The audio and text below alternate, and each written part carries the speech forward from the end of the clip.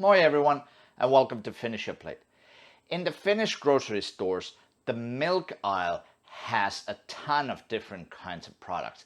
But besides yogurts and milks, it also has all kinds of different cheeses.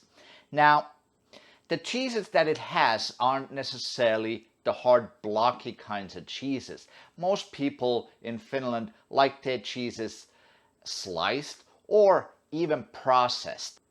One traditional processed cheese in Finland is this Koskenlaskija, and it even says in the package that this has been around since 1933. This is a processed cheese product, and because it's been around such a long time, there's actually a ton of recipes online that use this as an ingredient.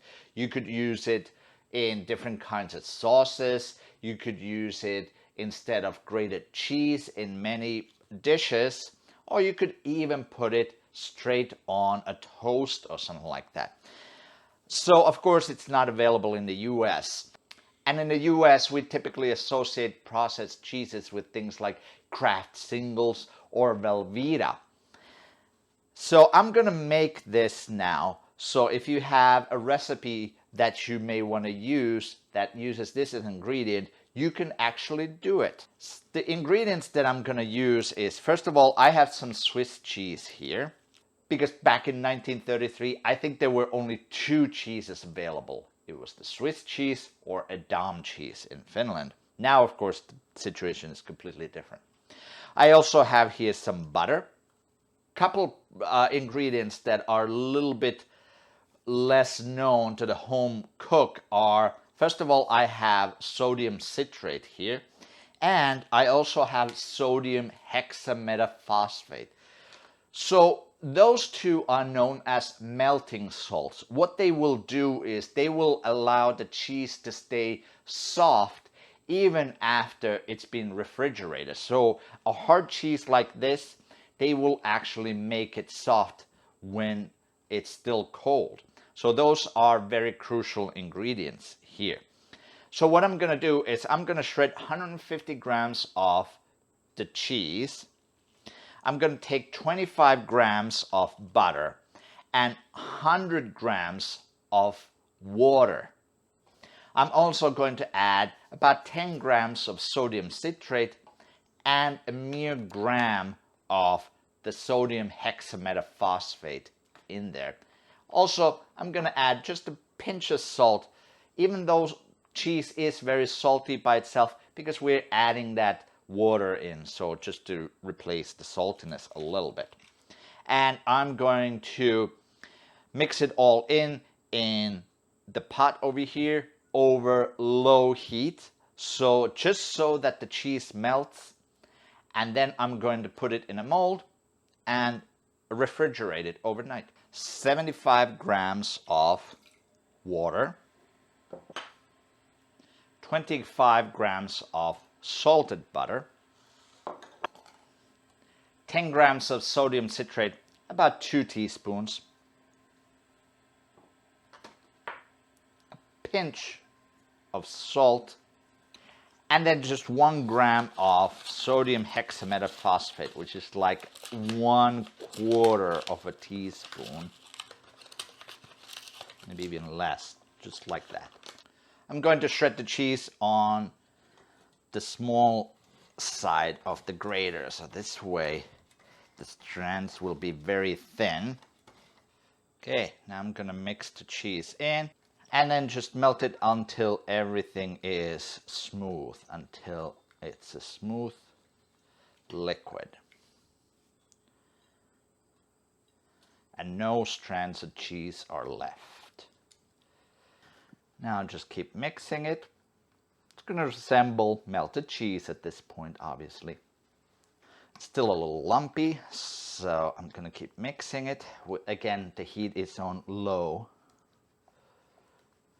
Looks like pretty much all the strands of cheese are gone. You could also do this in the microwave, maybe about 10-20 seconds at a time. Mix it 10-20 seconds. And I'm just going to pour this in a glass mold. so. At this point, at this stage, you could have added some black pepper to it. There's a couple other flavored cheeses too, if you prefer.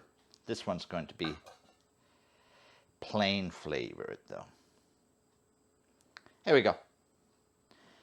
And now this is going to go in the fridge and it's going to cool down, set for overnight. The cheese has been setting in the fridge overnight.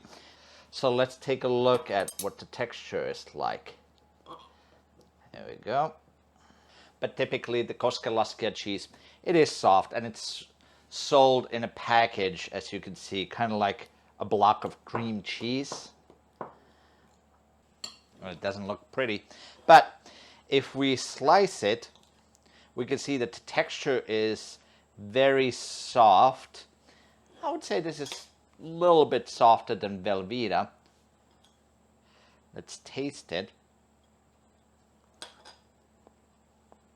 It has that Swiss cheese taste, but a little bit more buttery too because of the butter we added. So what can you do with this cheese? So I'm going to show a quick variation of a Finnish classic where you can use this cheese, which is going to be the macaroni casserole. But instead of using egg in the mixture, we're going to use the cheese. What I have here is 1 pound mixed beef and pork. Just going to add a little bit of cooking spray in the pot. And now add some salt.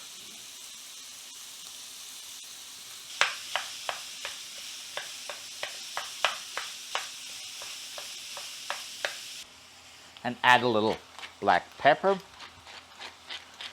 And I'm gonna keep browning it until it gets a little bit brown. At that point, I'm gonna add about 1/2 of a diced onion.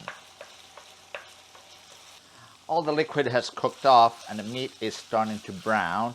So now I'm gonna add 1/2 of a diced onion in here.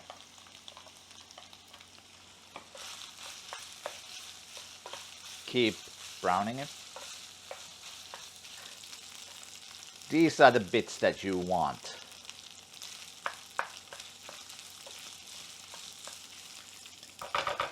This is now where the recipe differs from the regular macaroni casserole. So I'm just going to add a cup of beef stock. And now I'm going to add the processed cheese. Little pieces at a time.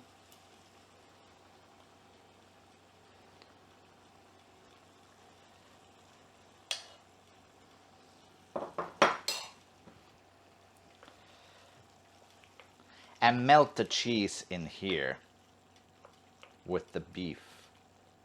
Now that all the cheese is melted, so here's my macaroni that is undercooked maybe about 30 seconds, 1 minute or so. I'm just going to pour all this in here. Mix it up. Now this is going to go in an oven-proof container. Shake it to even it out. And sprinkle some more cheese on top for that cheesy crust.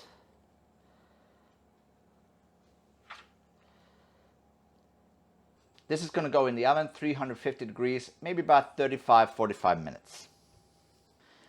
Okay, so this was in the oven for about 45 minutes. It's been sitting now for about 15 minutes just to cool down. Let's see if we can plate it. A little parsley as garnish. I'm sure this is missing something though. Hold on. And here we go. Much, much better. Let's put a little bit more parsley on top. And here we go. How to make processed Koskenlaskija cheese at home. And then how to use it in a recipe. Here's a cheesy macaroni casserole and also some cheesy mashed potatoes together with some pan-fried Arctic char. Thanks for watching. I'll see you next time on Finish Your Plate.